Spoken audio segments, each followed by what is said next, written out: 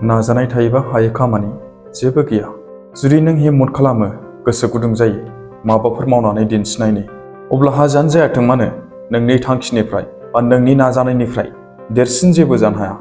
खुलुमबाय लोगोफोर, जों दिनैनि बे भिडिअ'आव मोनसे ओरैबायदि खोथा मिन्थिगोन जाय जोंनि जिउआव थुलुंगानाय होफैगोन, मटिभेट होफैगोन जे जों नाजायोबा हायै खामानि जेबो गैया होननानै। बे स्ट'रिया जाबाय सासे साधारन मानसि, नाथाय ओरैबायदि इच्छा शक्ति गोनां सासे मानसि जायनि मुङा दशरथ माझी। नोंथांमोनाबो खोनाखाबाय जानांगौ दशरथ माझीनि स्ट'रिनि सोमोन्दै। बियो हारसिङैनो गावनि आखाइजोंनो हाजोखौ जावखानानै मोनसे लामा बानायदोंमोन।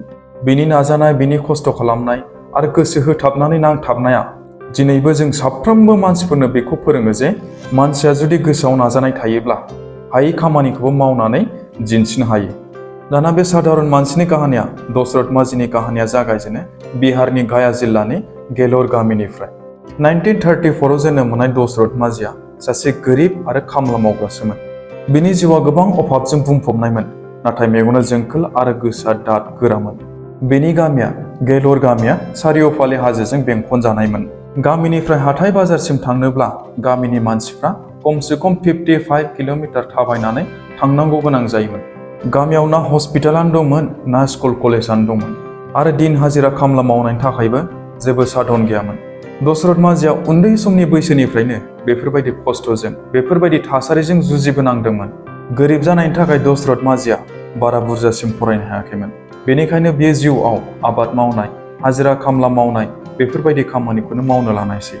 फागुनि देबि होननाय सासे आइजोजों बिनि जुलिया जादोंमोन, जायखौ बियो जोबोद अनो आरो मोजां मोनोमोन। नाथाय बेनि मोजां मोननायानो सानसे बेनि जिउनि जोबोद गिदिर जाहोन जानानै फैयो। दुखुनांथाव घटनाया जाय दशरथ माझीनि जिउखौनो सोलायहोयो। सानसेखालि 1960 मायथाइयाव बेनि बिसि फागुनि देबिआ बेनि थाखाय ओंखाम थफ्ला लानानै हाजो फारसे थांदोंमोन। लामाया गोजौ गाहाय, अन्थाइ गोनां, थाबायनो जोबोद खस्थ'मोन। हरखाबै मोनसे एक्सिडेन्ट जानायसै। बेनि बिसिया हाजोआव गोग्लैनानै जोबोद बुरजा खुनि मोननायसै। गामियाव हस्पिटाल गैयैनि थाखाय खमसे खम 55 किल'मिटार हाजोखौ गिदिं गिदा थांनांगौ जानानै फैदों। फाहामथायनि थोजासे सुबिदा मोनैनि थाखाय दशरथ माझीनि बिसि फागुनि देबिया बे संसारनिफ्राय जिउ गोमालांनायसै।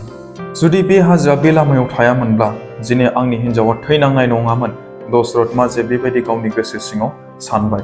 बे समनिफ्रायनो दशरथ माझीआ मोनसे ओरैबायदि थिरांथा लाबाय लोगोफोर, जे सरकारा बा गामिनि मानसिफ्रा बे लामाखौ बानायाब्लाबो आं हारसिङैनो बे लामाखौ बानायगोन होननानै। हारसिं गावनि आखाइजोंनो हाजोखौ दानखानानै, जावखानानै लामा बानायनायनि चेलेन्ज। अन्थाइआबो आवलिलांगोन लोगोफोर, जेब्ला नोंनि थांखिया, नोंनि चेलेन्जआ गोरा जायो।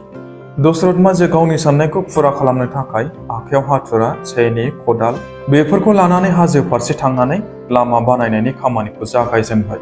गामिनि मानसिफ्रा दशरथ माझीखौ मिनिलांबाय, सोरबा बायदिया बुंलांबाय हारसिं मानसिया एफा गिदिर हाजोखौ जावखाजोबनो हाया होननानै।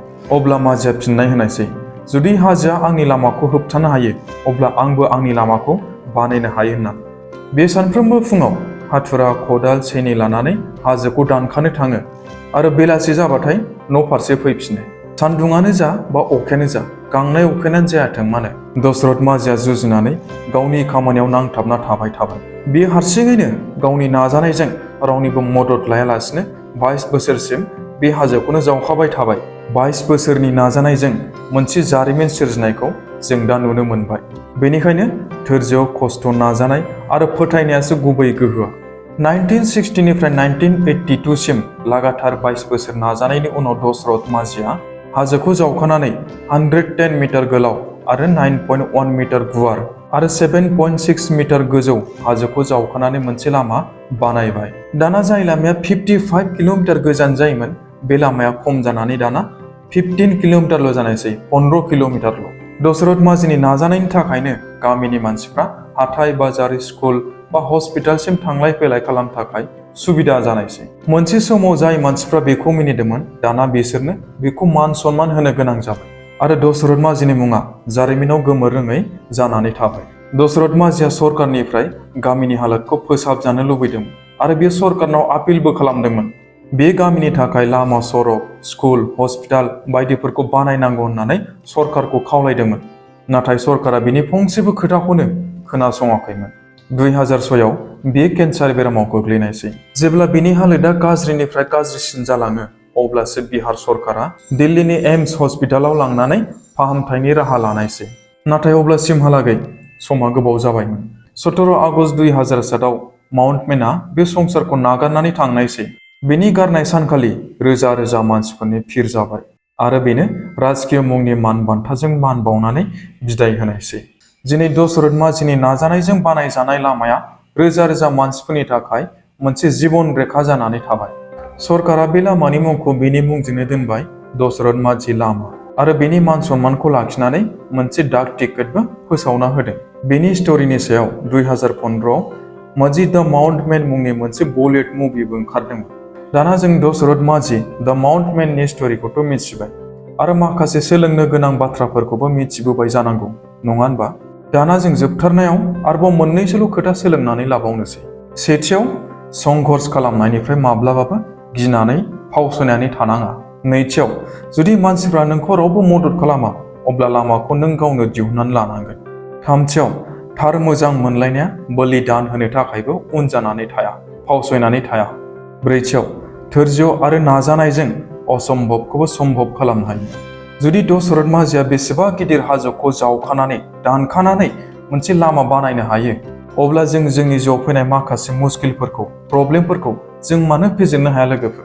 निस्सय हायो लोगोफोर, नङा होनबा? जों गोसोआव मानिनानै लानांगोन जे जों हायै खामानि जेबो गैया होननानै।